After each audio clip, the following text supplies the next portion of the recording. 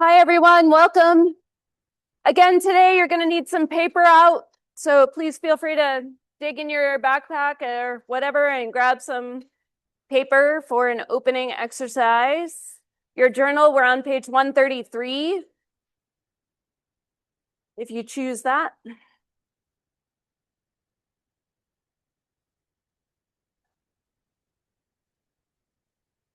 That song is stuck in my head.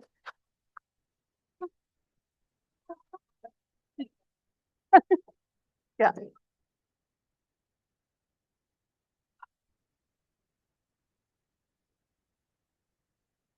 don't have my bell.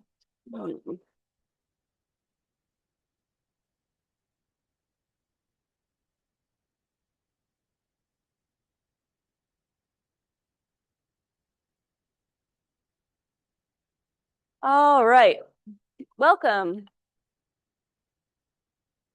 Today we're going to bring together several different pieces of what we've been talking about in the last few classes, and I'm really excited about it. So we'll start with just a few announcements. First, we have upcoming tonight is the extra credit movie, is an extra credit movie tonight, 7 o'clock in HHD 335. I think it's supposed to be 355. HHD 355. So you can find that this evening. And then also coming up next Thursday on the 30th, there is The Little Prince, our final extra credit movie. So two opportunities for you. They are listed in Canvas under the extra credit. So they're there for you. We have the Canvas discussion makeup time that will open on Friday at 8 a.m. So if you have missed any Canvas discussion posts or responses, you can make those up. They'll be counted in your final grade. So that will open on Friday and close the final Friday, May 1st at noon. So I'll send out these times in a Canvas announcement so that you know, and make sure that you get your responses in. I close it at noon on Friday because your TAs are doing a lot of work at this time of the semester, their own classes, keeping in mind that your TAs are still students, right? They've got their own classes and their own challenges at the end of the semester, as well as helping all of you along and wrapping up this part of their work, their semester and your semester. So we have lots of things to take care of in those final days of the semester. Speaking of that, the SEEKs, the opportunity for you to give me and your TAs some feedback. They're open until May 3rd at 11:59. I really take this feedback very seriously. So please submit information. If you have feedback for me that would be beneficial as a conversation, and if you have a critique, it's nice to hear it from the person so that we can have a conversation about what you have to say, and maybe we can get some ideas around how to make things better. So doing the SEEK is good. If you have that one-on-one time or feedback that you want to give me, please reach out and we'll make a time to do that as well. So I think those are all of the end of semester kinds of announcements, extra credit stuff. So there on your paper, I'd like you to draw 3 circles. Just 3 circles, any place on the page, any size.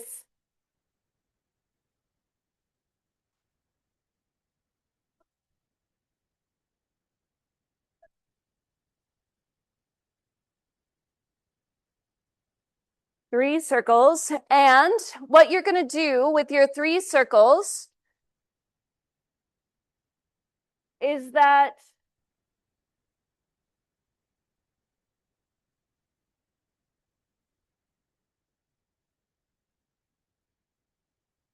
you can share that piece of paper if you'd like.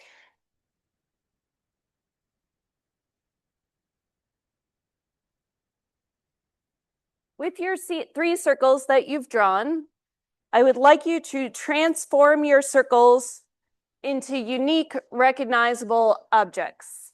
You have 1 minute for this. On your mark, get set, go. Transform your 3 circles.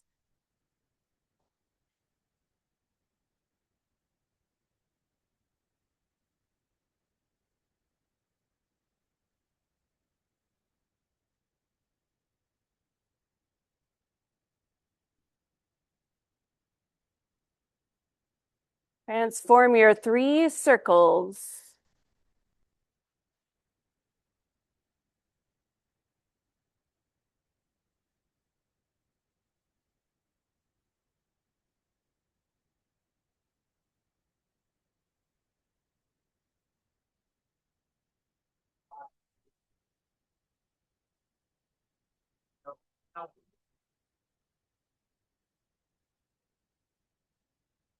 Okay, 20 more seconds.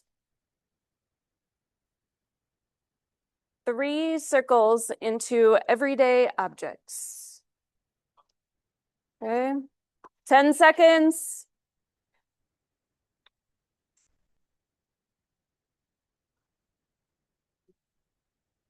3, 2, 1, time's up.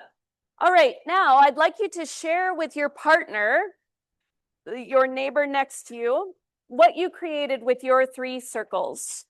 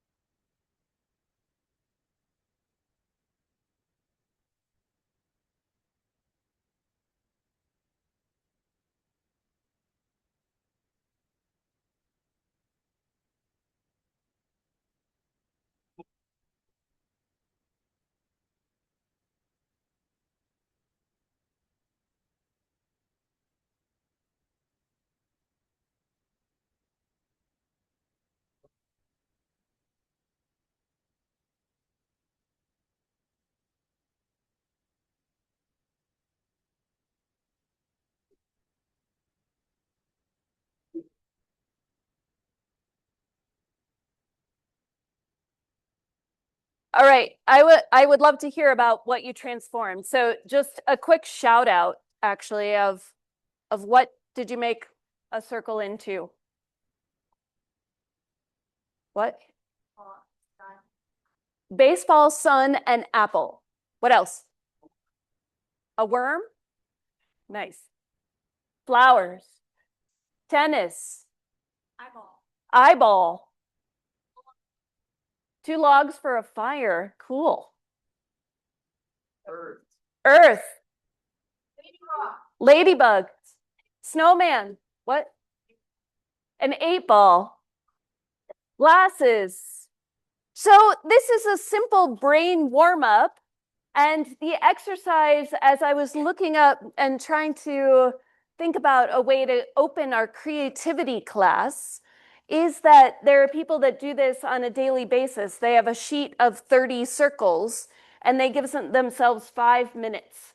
What can you make 30 circles into in 5 minutes? This brain turn on, this activity of getting your mind stimulated, that connection between brain and hand, how when we write, it makes these neural connections and our creativity is more open and more flowing.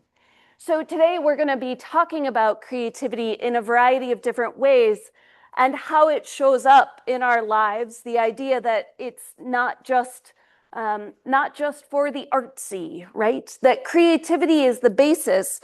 You'll notice that Autumn, when she was talking the other day about technology, she kept using the phrase digital technology because over the course of time, technology has changed, right? A lot of different things have been technology.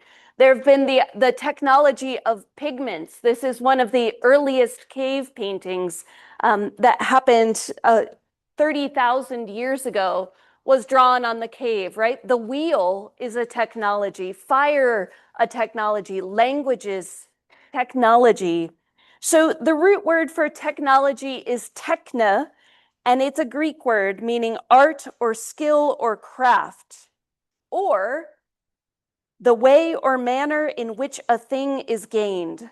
So the word technology itself is the knowledge of how things are made, are gained. So technology, something that we think about all the time, the fact that the chairs are hinged so that you can scoot in and scoot out, right? This is a technology, something so simple. The lighting, of course, technology. We are surrounded by these technologies, things that people have invented to make life easier. It's been a defining skill of human beings since the beginning of human beings. Here are more examples of technologies, right? So everything, absolutely everything has had to start with an idea. The materials needed to be collected, and then a mock-up being made to see if the idea is going to work.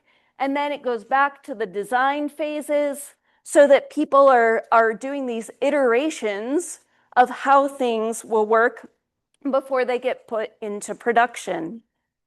So the idea that technology carries us through the world in so many different ways, and of course, connecting to all of the other classes leading up to this, that all the resources to create all of these technologies have come from nature.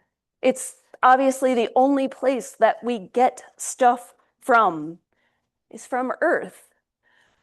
So here we are in week 14 of the class, and we're bringing together all these ideas of our connection to nature, what's happening on the planet, where we are right now, as we're trying to figure out how we can make our lives brighter and lighter and more connected. And creativity is a big part of that, even if you don't think of yourself as a creative person. So take a moment and reflect on that. When you think about creativity, what do you think of? What does it mean for you? So think about this silently on your paper for a moment. What are your associations with creativity?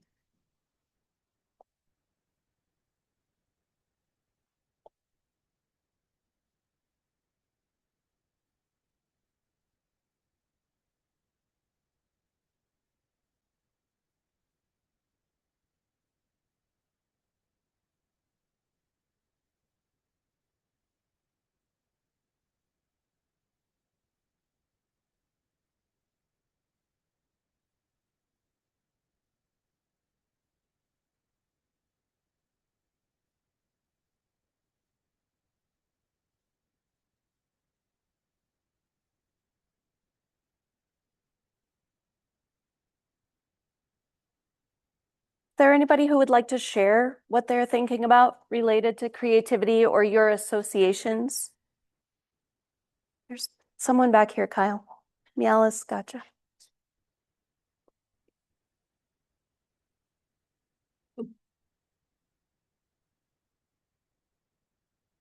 I wrote for the first one invention, like you're inventing something, and for the second one I wrote innovation, like making something that has never been done before, Yeah.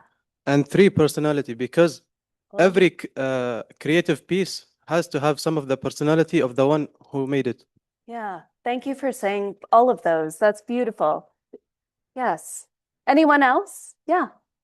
To go off that, self-expression, like the person that is making something, there's like a personal touch to it that differs from anything that might look like it.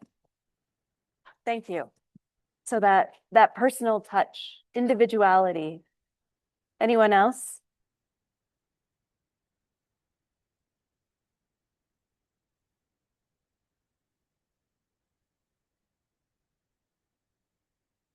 I also said invention, but the ones that I haven't heard of, I said art and brainstorming. Art and brainstorming. Yes. So many different ways to think about creativity, except sometimes it gets put into this box of of just those people that get that stroke of genius, right? Those people who just have time to play or escape from real life. Those are the creatives. Except it's all of these things, right? It's often hidden in these words, innovation and invention, that we don't think about so much. So the Latin word create comes from creare, meaning, to make or bring something into being. And creativity doesn't come from our ideas. Everything we do has all of ourselves wrapped in. So the idea that it is self-expression is pretty darn cool. So humans have always been driven to create, doing things to make life easier, more bright, more exciting, more connection through song and art and storytelling, invention. It isn't too much of a stretch to say that civilization wouldn't actually exist if we were not using our creativity. So it comes from all of our interactions with life, which then takes me right back to where we were in the very first class period. Think back 14 weeks ago, and we looked at this, right? The idea that the scientific method is the idea that we are observing and then questioning, hypothesizing, and experimenting. And so the root word of science is to know, and one way that we do that is through innovation and connection and creating. So we are all scientists and we are all creative. And I think at this point, we've thought about the fact that this is actually more of a loop, that we're trying things, experimenting with things, seeing how they go, and then trying something else, tweaking it a little bit. So now we have these ideas of slowing down, and we have the idea of getting curious and using our imaginations. Where do those fit in this scientific method? I have this quote from Monica Gagliano. She says, "Whether scientists are aware or not, imagination is an essential ingredient. You cannot explore something that doesn't exist yet or that you don't know about yet unless you can imagine it possible." What I did with my work is just making that link a little more explicit. Instead of pretending that I'm not using my imagination, I actually embraced it. When science becomes unimaginative, it is not science anymore. Science is an art form, and like every other art form, it demands imagination and creativity be applied. If it's not there, then we're not really exploring anything. We're not looking for learning or even wisdom. We're just repeating what we already have, which doesn't do anything. So take a moment and talk to your partner about these ideas of slowing down and curiosity, imagination, creativity. Where do you see these fitting into this scientific methods cycle? Take a moment and think about creativity, slowing down.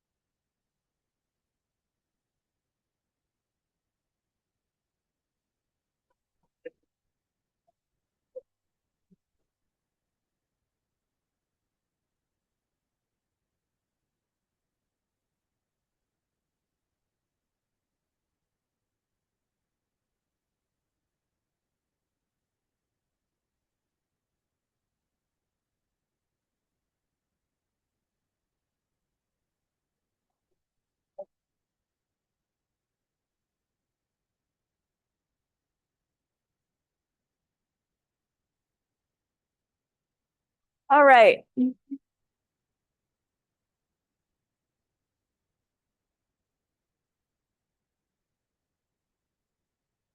Is there anyone who would like to speak to this?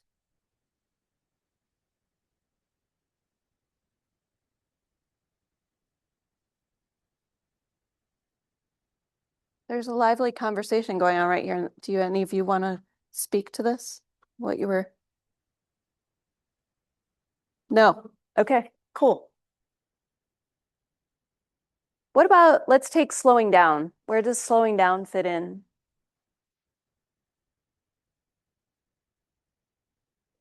Back in the back, Kyle.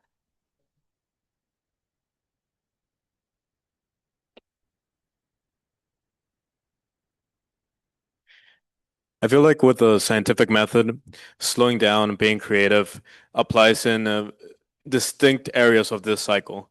Specifically, I feel like when you're doing observations or questioning, you have to slow down to actually visualize what's going on. And then when you get curious about what questions are out there and how you're going to apply it, I feel like that's when creativity starts flourishing because you start applying, like, okay, let's see it from another perspective and let's flip the script.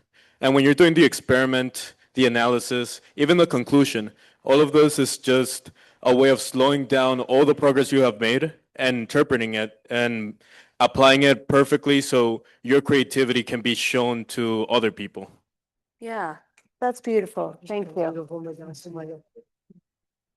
So slowing down seems to fit lots of the different stages. Right? That's really lovely. Yeah. Great. Back down here. I said the same thing. Okay, well, go for it. Just in your own creativity. What's Oh, I mean, we said a lot of the same things that he said up there about like slowing down and observations going hand in hand. But we also talked about like, I feel like it's so difficult to be creative when you're not slowing down and so much information is bombarding you because, um, someone else said it up here. I think to be creative, you have to find something completely new without outside influence. And that's hard when there is so much outside influence kind of affecting you. yeah. Thanks. I really liked what you said, especially like the part about something new. I feel like at the end of the day, when I'm going to bed, everything that I was bombarded with can finally like connect and I can create something new. And it kind of sucks because I just want to go to sleep at that point, but it's the time where I can slow down and be creative. So interesting. This whole, do you see anyone else want to speak to this? Putting pieces together. Yeah, so all of these interweavings of these themes, right, that sort of that suit what we're working on here as we move through class. So it's something interesting that you said about it can be tricky when it feels like things have already been done, right? So what's a belief that you have about your own creativity? How do you feel about that belief? Where did your belief come from? Right? So I wanted to be a singer. I wanted to take voice lessons. And my music teacher in elementary school essentially said, "No, you're not good enough."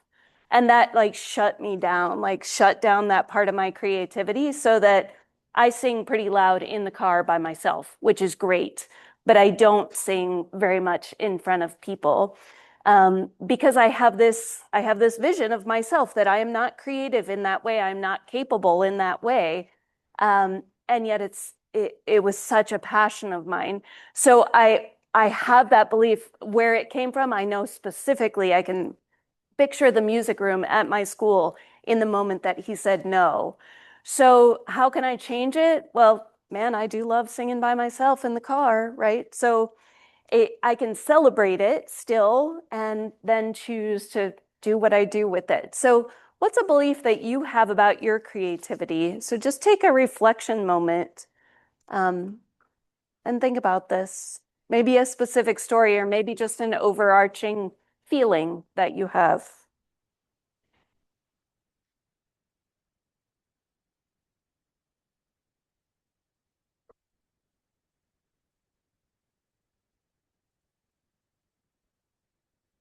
If you choose to share with your partner, let's take a moment and do that. If you don't want to share, that's okay too.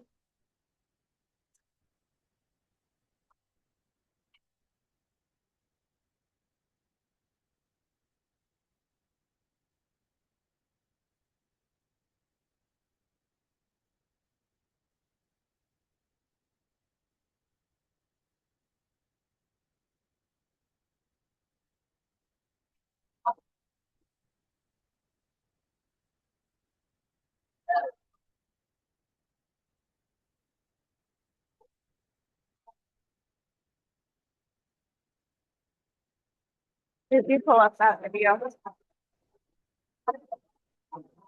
Sometimes. Not for a little while, but sometime. Okay, great. Toward the end.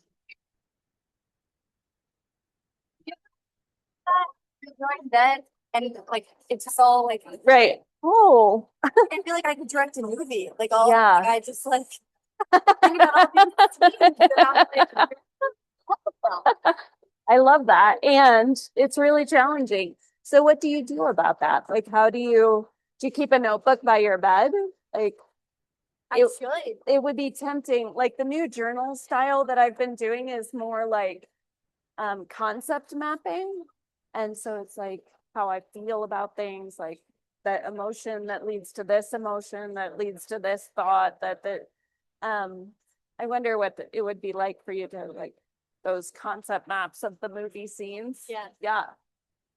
I don't know. I should. And I should also start doing that. It makes journaling so much more easy for me because I don't have time to sit and like write about my whole day and then this happened and then this happened.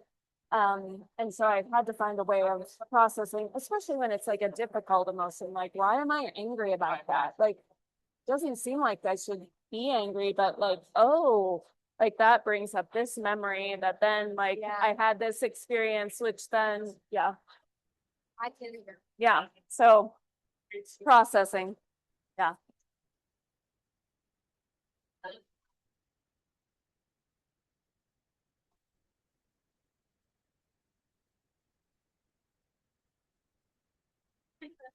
So I have some good news, right? The idea that creativity is not just about art or innovation or technology. It's about just how we think, how we put thoughts together, how we move through the world, right? So you're doing it all the time, taking a new route from one class to the next. That's a creative act. What you're going to choose, like, oh, today I'm going to put chickpeas on my salad. Like, I've never tried that. That's cool. So those ways of shifting up your life, of shifting up your world is all about creativity, and it increases with awareness and practice. So we're going to talk about some ways, just like sport or music or art or mindfulness or slowing down, these things that we've talked about throughout the class, is that changing some things very minorly can help you feel more creative in your day-to-day life. So some of this, it's about a mindset, right? The idea that, first of all, you believe in your own creativity, right? And by being human, you've got it. It's in there. So the idea that you're going to persist on days that feel very regimented and routine, I get that. Like all I did was just move from one meeting to the next, to the next, to the next. And like today, I just didn't get a chance, except that it's still alive in there. It's still part of who I am. I'm going to persist because that I believe that it's inside. Imagines with childlike wonder the idea that we can show up in different ways, trying different outfits, trying different shoes, imagining what life could be like is a lot about, well, your journal for this week is that imagination piece of talking to a wise person in your life. So that imagination can be really powerful when we frame or reframe things. Tolerating ambiguity, that uncertainty, the not quite sure what's going to come out of this is absolutely possible when you're thinking in this creativity mindset. Suspending judgment. I find like this is the hardest one of this isn't good enough, right? That when everybody else is doing it too, like I'm not good enough at this. I'm not talented enough to do this. And so what happens when I suspend judgment of myself and of other people to allow things to happen? And then as we've just said, that embracing curiosity, part of the scientific method that we live every day, that curiosity of questions, right?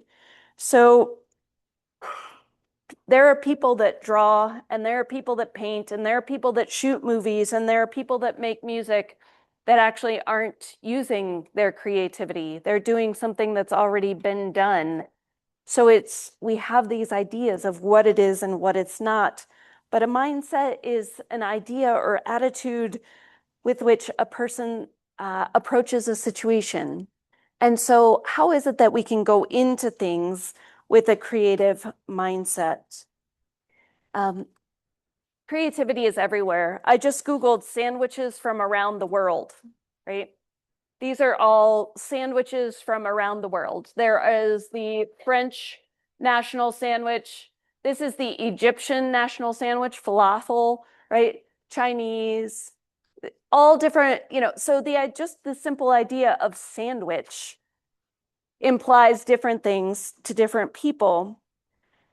So having a creative mindset allows us to approach life with extended, it feels like, meaning and value in pretty much everything that we do. It's how we make our lives meaningful when we open ourselves to the possibilities of creativity. These creative epiphanies, the aha moments that show up in our lives, they actually invoke the same activity reward centers in our brain.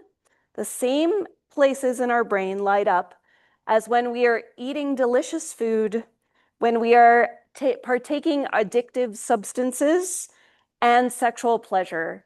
So those aha learning moments, those creativity moments, trigger that same kind of activity, that same kind of excitement in our brains. So that definitely provides some evolutionary insight, right, of why our brains are doing this. It's because it's how we've moved through the world for so long of creating different things in our lives. So we've all experienced that rush, right, after an aha moment. That wave of happiness when you finish a puzzle, or when you solve a confusing math problem, when you write some poetry or a song, when you play some music, when you find a cool route around some construction, like, yes, I'm winning at this, right? When you save some money, when you choose an alternative product over something that is wasteful for the environment. So, when you write something in your journal that you didn't know that you knew about yourself, those are all those aha moments. Our brain is just an endless knot of connections, and creativity is just forming a new one, a new connection in your brain. This is a sign that my dad gave to my oldest son. It's a pretty sweet message, I think, for all of us. Don't try to fit in when you were born to stand out. The idea, those connections in our brains forming and the way that they form for you and the way they form for me is pretty unique. It's pretty fun, the way that we can have those aha moments. And people do this in all different kinds of realms and places in life. So Steve Jobs redesigned Pixar Studios to maximize collaboration and creativity. So the original design for Pixar Studios consisted of 3 separate buildings where they'd put computer scientists in one building, animators in the second building, and the third building would have everybody else, the directors and the editors. And Steve realized that this was a terrible idea, siloing those people. And so he mixed it up. So he said, in order to really work together, to collaborate, he made Pixar Studios one vast cavernous space. And in order to get people to mix and mingle, there's only 2 bathrooms.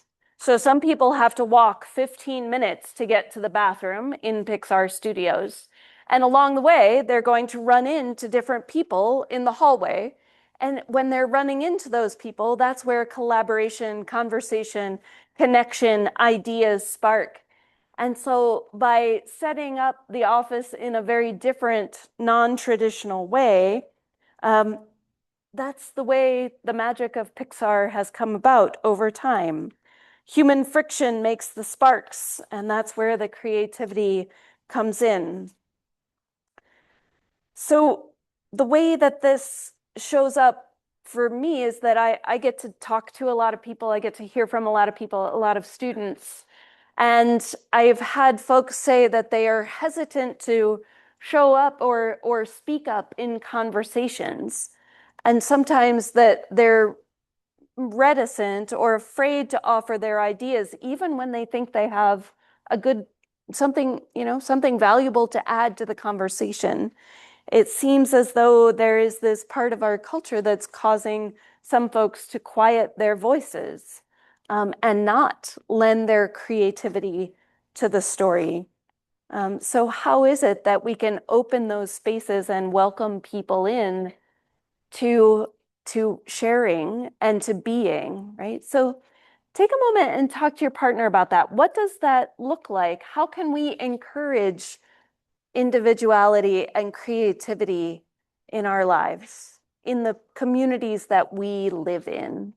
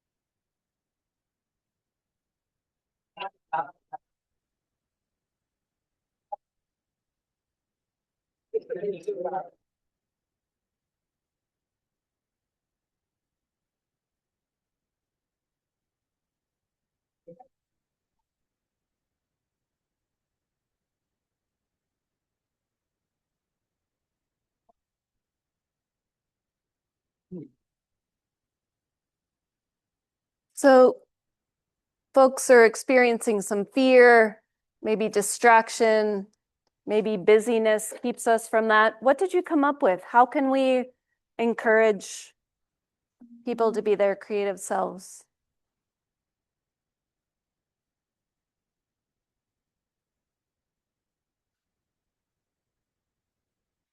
I think that a lot of people are afraid of judgment.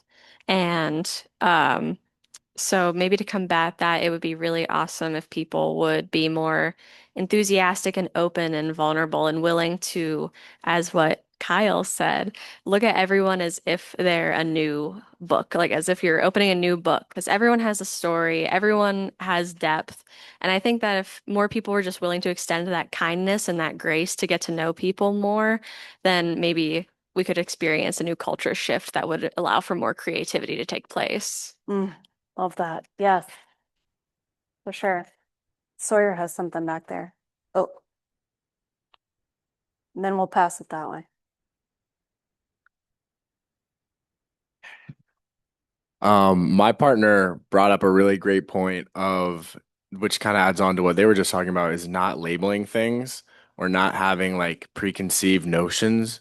So like when you have a bias or you think something's already one certain way, it leaves no room for creativity in your own life. So just trying to be more open-minded and not labeling things that we may think we already know what they are. Thank you. Will you pass it to your right? Okay, never mind.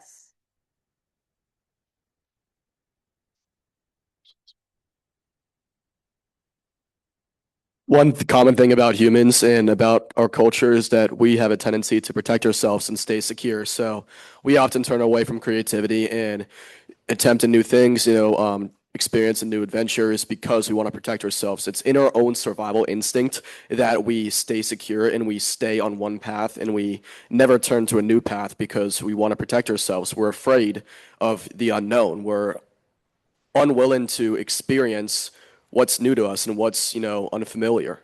So that's one reason why creativity is so flawed in today's society. Thank you, Parker. Come around.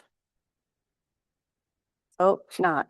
I was gonna say that everyone should be embracing the failure of not being able to apply your creativity, because as soon as you fail, it doesn't mean that your creative idea was bad, but instead a new way or a new opportunity to test out how to actually apply your creativity. So always keep trying and never assume that one bad creative idea leads to a dead end, but instead new doors.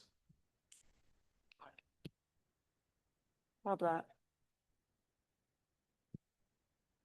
Yeah, perseverance, I suppose. Yeah. I think that often society likes to conform to what they know. We have surround ourselves with people who are similar to us. And when you're surrounded by a bunch of people who think the same way as you do, talk the same way as you do, you don't have much like space to grow. So I think that if we implemented more diverse spaces, then our community will be better at being creative because you have a plethora of ideas and creative minds to work with. Yeah. I am so excited that all of you are out in the world. This is so inspiring. Yes, back in the back, Kyle, actually.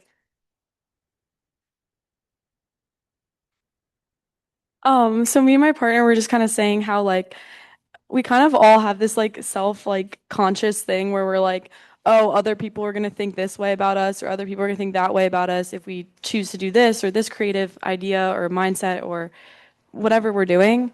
But I think sometimes like people appreciate like authenticity and people actually want to see like you for who you are. And I think like we kind of are afraid of like what other people are thinking about us, but it's like people want like love authenticity and they love when we're like being ourselves and they love like kind of like differences of people, and for the most part like we're afraid of it when we just really shouldn't be. Yeah. Thank you. All right. One more.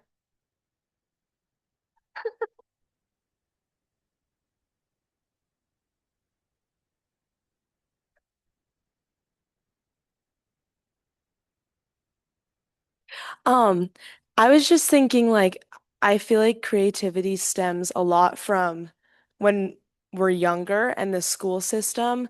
Like at first it's like show and tell and let's read stories, but then it's like, can you read 30 words in 30 seconds? So from a young age, like our creativity's kind of dwindled. And then like I know something for me is ever since I was little, my mom always let me wear whatever I wanted. So, like, if it was a princess dress, it was a princess dress. But that showed me that I was supported in my creativity. And then that helped me throughout my whole life. So I feel like as like the next generation of educators, people in the workforce, just people in general, we can hopefully try to encourage young people to just be themselves and do things differently. I think that might help people like feel more confident in themselves and then therefore be creative. But Yeah. Okay, there's one more here, Kyle, and then we need to move on. Such beautiful answers. Yes. I feel another point that I can make is that creativity is often not rewarded. I feel like with picking majors could be example. A lot of people don't go for like art majors because they find that in the future they might not get enough income to survive or something like that.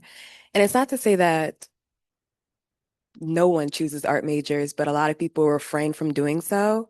And a lot of people just refrain from being creative because they find that there's not much of a reward. Not much of a reward. Yeah. And that's a real struggle.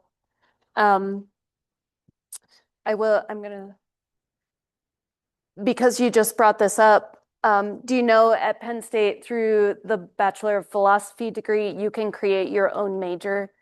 I don't know that students generally know about this, but you can create your own major at Penn State, putting together your own degree program and shaping it, creating it to fit your interests. And I've had a number of students do this and find really interesting and exciting pathways.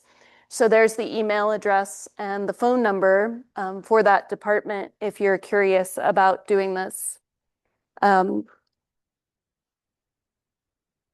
We are going to watch this quick video. Yeah, thanks.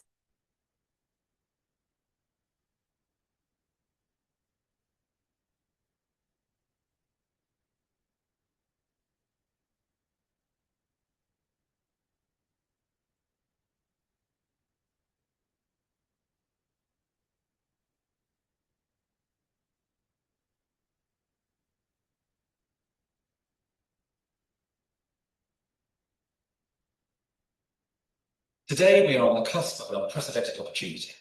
Powerful social and technological changes mean inspiration that everyone be able to live a creative life.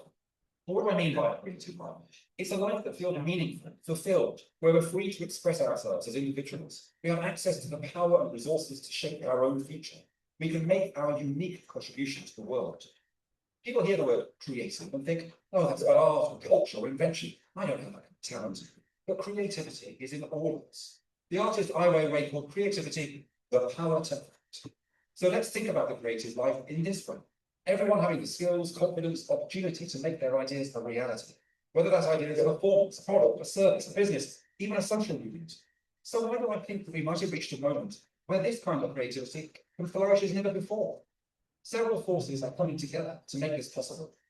First of all, there's the growing appetite and demand for creativity. Across the world, a better educated, more mobile, more questioning population is seeking out, discovering new routes, self-expression, collaboration, and thanks to the power of the social web, people about everyone are creating and connecting in most new ways. The internet has the potential to be the most powerful accelerator of creativity in human history. And it's clear we urgently need this creative power. The world is facing big challenges, problems like caring for an aging population, tackling growing inequality, responding to climate change. It will take our combined creativity to find the breakthrough solutions we need. And understand, creativity, it isn't just individual. Our lives are only possible because of those around us. And so it's not just people who can be creative, it's organizations, it's places, it's societies. But there's another side to the story, the barriers. The barriers that stand in the way of achieving the goal of creative lives for all. These include those employers and educators who draw too distinct a line between those they deem creative people and creative tasks and the rest, shutting down opportunities to engage and develop us all to our full potential. And we need to address the way our institutions behave, the way they treat people, and the way our government is run. About how they motivate or mobilize. Lasting social progress, it only comes about when governments work in partnership with communities, drawing on the creative capacities of all citizens, recognizing them not as bundles of need, but as huge untapped assets. Instead of seeing social engagement as an optional add-on to government policy, we should see that policy only really works when people themselves have chosen to be change makers. And we need to make sure that assets like finance, intellectual property, networks, that they're not just hoarded by a few, but made available as resources for a truly creative society. Looking back at history, we can see that from Aristotle to the Victorians, still persisting today, writers and thinkers with an ambitious idea of the good life, they've also tended to look details, assuming that such an ideal is beyond the capabilities of the masses. But all human beings can be the authors of their own lives. We are all born with the muscles for creativity, muscles that grow with the exercise of self-determination. This is what we call the power to create.